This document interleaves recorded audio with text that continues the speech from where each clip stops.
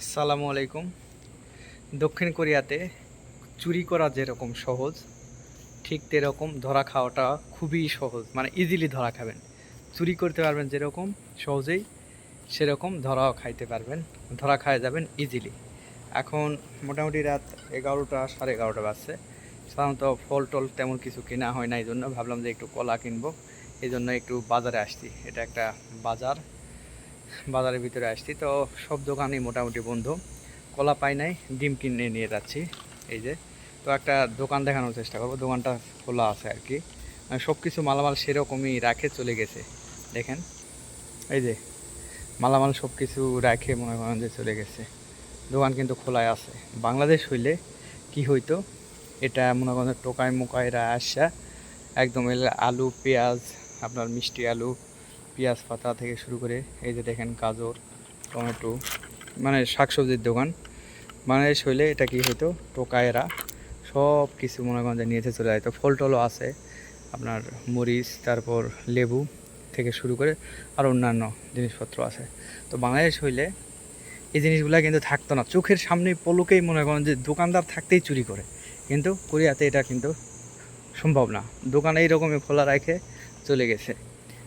এই যে দেখেন, এগুলা টিন টান এগুলা কিন্তু কিছুই থাকতো না, এগুলা সব চুরি করে নিয়ে চলে যাইতো।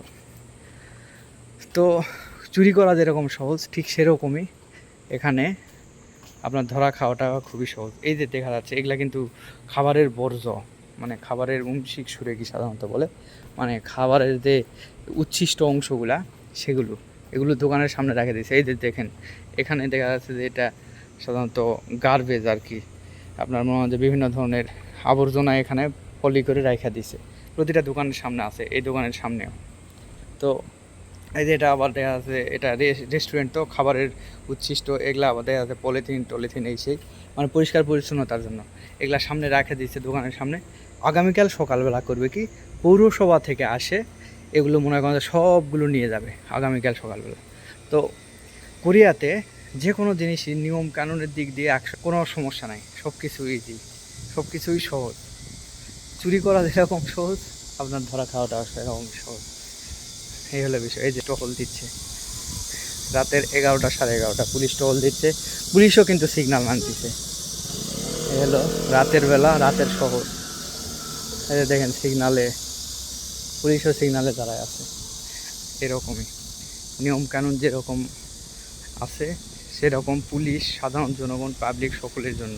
ওই যে পুলিশের গাড়ি দাঁড়ায় আছে সিগনালে, মানতে হবে নিয়ম কানুন। সামনে সিগনাল, সিগনাল দিতে যাচ্ছে।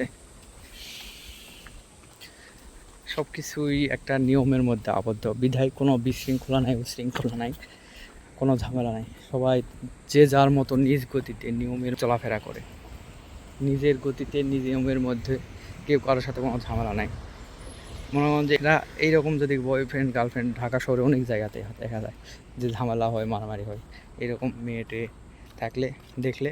কিন্তু কোরিয়ার বিষয়টা একদম আলাদা, কোনো ঝামেলা নেই। এই হলো দক্ষিণ কোরিয়া। ভালো লাগে, আবার কাজের ক্ষেত্রে কর্মক্ষেত্রে গেলেই কষ্ট পরিশ্রম খারাপ লাগে। ভালো থাকবেন।